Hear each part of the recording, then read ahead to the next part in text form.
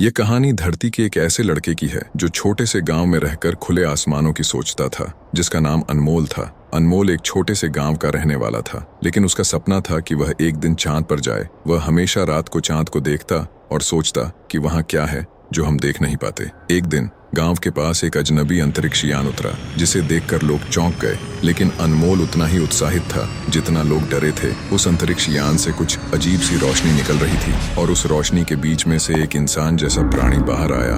उसने अपना नाम रैक्स बताया और कहा कि वह एक दूर के ग्रह से आया है। रैक्स ने कहा, हमारी दुनिया में सब कुछ अलग है, हम संसार के अन्य ग्रहों से संपर्क करने आए हैं। उसने अनमोल से कहा, क्या तुम चांद की ओर आगे जाना चाहोगे? अनमोल का मन खुशी से झूम उठा। बिना सोचे विचारे उसने हाँ कर दी।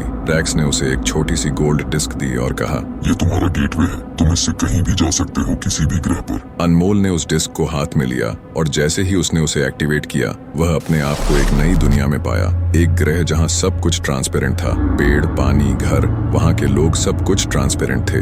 यहाँ तक कि अनमोल भी वहाँ जाते ही बदल गया। उसकी बॉडी, उसका पूरा फेस, सब कुछ बदल गया। लेकिन वह जगह इतनी अद्भुत थी कि अनमोल की आंखें चमक उठीं। लेकिन वहाँ एक समस्या थी। यह ग्रह इतना दूर था कि वहाँ के समय के हिसाब से 1 घंटा धरती के 3 साल के बराबर था। अनमोल को वहाँ 10 घंटे रहा और फिर उसने तय किया कि वह वापस अपनी धरती पर जाएगा। ये उसने फिर से डिस्क को एक्टिवेट किया। जब वह वापस आया तो उसके लिए सिर्फ 10 घंटे बीते थे, पर धरती पर पूरे 30 साल बीत चुके थे। उसका गांव बदल चुका था, वहाँ के लोग बदल चुके थे और जो सपना उसने देखा था वह भी पूरा हो चुका था। लोग चांद पर अपनी बस्ती बनाकर रहने लगे। यह सब देख अनमोल मुस्कुराया और कहा कि सपने सच होते हैं, बस उनका समय अलग होता है।